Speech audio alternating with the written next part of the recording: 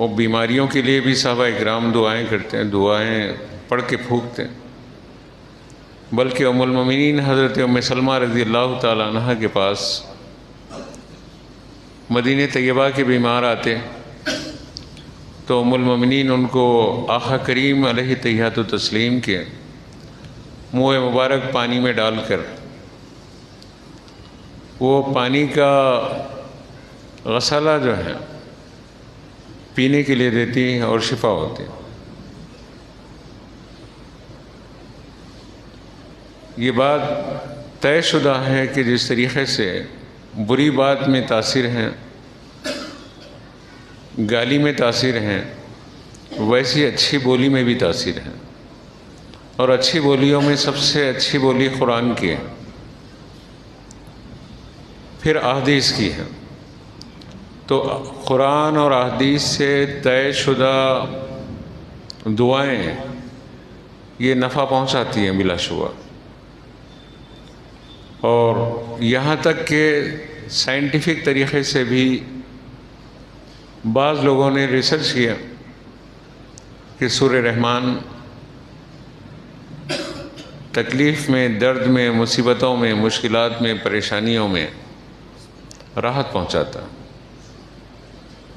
Depression کی کیفیت میں اللہ کے نبی صلی اللہ علیہ وآلہ وسلم نے ایک علاج بتایا کہ اگر کوئی مریض ڈپریشن کی کیفیت میں ہے، اس سے باہر نہیں آتا ہے، غموں کے اتھاہ سمندر میں ڈوب گیا ہے، غم ہی غم ہے اس کے پاس، تو اب وہ کرے کیا اس غم کی کیفیت میں؟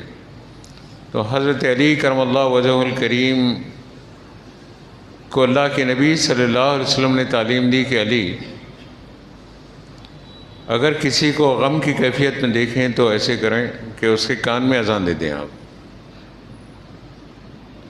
آپ یہ علاج کرتے ہوئے کسی کو نہیں دیکھے ہوں گے۔ یہ علاج سنت سے ثابت، حدیث سے ثابت، اللہ کے رسول صلی اللہ علیہ وسلم کے حکم سے ثابت۔ اگر کوئی حد سے زیادہ پریشان ہے، ڈپریشن کے شکار ہے، یا تو خاموش ہو گیا ہے یا خوب چلا رہا ہے، چیخ رہا ہے، تو ہم کرتے کیا ہیں؟ لے جا کے قبروں کے پاس بند دیتے ہیں، لے جا کے فلاں مزار کے پاس بند دو۔ اور پھر بننے کا بھی اتنا اذیت ناک تماشا ہے کہ زنجیروں میں ڈال دیتے ہیں۔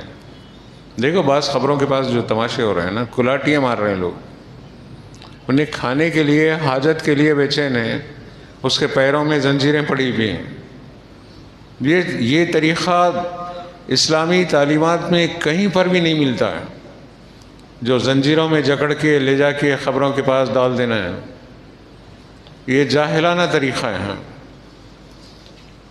جو طریقہ ہے وہ یہ ہے کہ اگر کوئی ڈپریشن کا مریض ہے، ایسی کیفیت میں ہے، تو اس کو سورہ رحمان کثرت سے سناؤ۔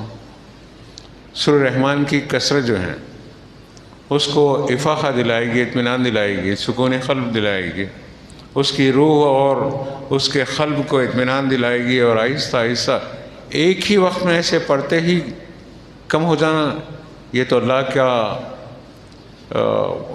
حکم ہے۔ اگر پڑھتے ہی کم ہو جائے تو وہ باذن اللہ ہو جائے، لیکن ایک ہی مرتبہ میں پڑھتے ہی کچھ کم ہو جانا یہ ممکنات میں سے نہیں۔ بتدریج، جیسے دوا کا پہلا ڈوز ہی نفع نہیں پہنچاتا ہے، بتدریج نفع پہنچاتا ہے، ایسے ہی دعائیں بھی بتدریج نفع پہنچاتی ہیں۔ نہیں ہم اتنے دن سے پڑھ رہے ہیں، اور پڑھیے، اس میں اور اضافہ کریے، جتنا اضافہ کریں گے۔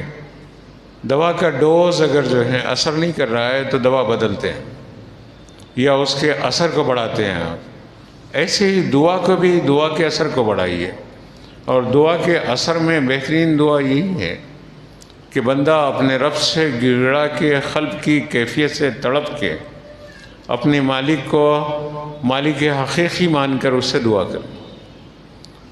تو عرض کرنا یہ کہ مضمون طویل ہوگا، مضمون کو سمیٹنا ہے۔ مرض سے موت تک میں مختلف جہتوں میں بات کرنا چاہتا ہوں۔ بیماریوں میں بھی ہم اعتدال کا شکار نہیں ہیں، علاج کرانے کے سلسلے میں بھی چلیے دواخانے کا علاج ہے، دواؤں کا علاج ہے، حکیموں کا علاج ہے، یہ سب مؤثر طریقے ہیں اور شرعاً جائز ہیں.